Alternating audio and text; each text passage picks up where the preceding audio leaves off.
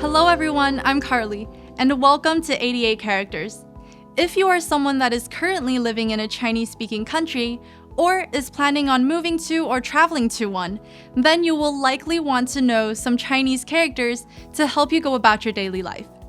Now, of course, some people would choose to get by with hand gestures, but I guarantee you that with these characters, it will make your life significantly easier, and you will feel a lot more confident walking around. So I've personally picked 88 of these common yet simple characters that you will definitely see every day, from on the streets to in buildings and even in stores. Also, although the series focuses on how to recognize them, we will also show the pinging and tones on the screen as well. And if you like our videos, please subscribe to our channel and don't forget to turn on the notification bell so that you don't miss any of our latest videos.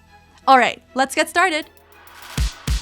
So firstly, let's look at a word that's very common in subway stations, and that's the word exit.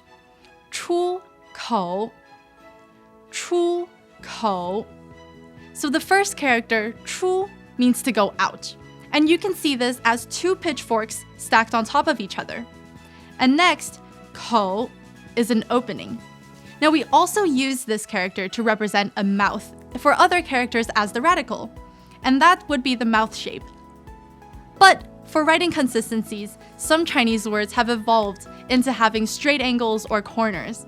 Because imagine if everyone tried drawing a circle or drawing a mouth shape, none of them would look the same. So you'll see this to be the case for other characters as well as we go on about the series. And logically, the next word would be entrance, which is 入口. 入口. So the 口 character is the same as before, so we would know that it is just another opening. But this time, of course, it's to enter, which is this character, 入. Now, depending on the font, we might not be able to see as obviously, but if we look into the details, we can see that the right stroke is actually sticking out. Now, this detail is very important, because if we accidentally have the left stroke extended, then that would turn into another character. And that character actually appears in our next word. So this next word is pedestrian sidewalk. Now, this is a little bit of an outlier in our episode because this one has three characters.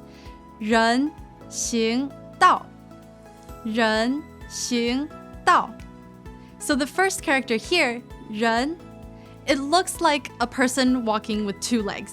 And that's exactly what it means, a person. So in print writing, we will often see it like this, with the two strokes connecting at the top. So on streets and in buildings, that's what it would look like. And in writing or in calligraphy, we would often clearly write out the left stroke to be longer.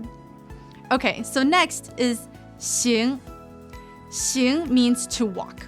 And you can sort of see a pathway up top with the four parallel lines. Now it's a little bit harder to recognize, so we've highlighted it here for you.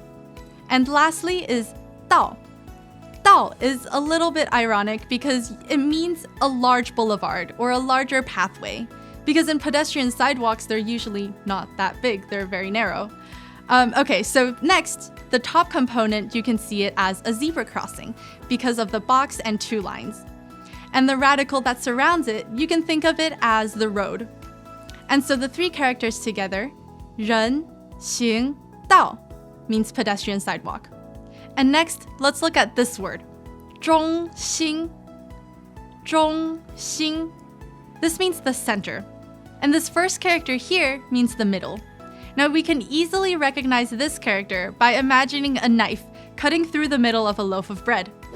And next is 心, which means the heart. Now I used to be really confused with this character because in my mind, a heart should look like this. But then after I looked at a real organ, like this, then I could see the three dots around as the main arteries, which was then easier for me to compare. So 中心 together means center.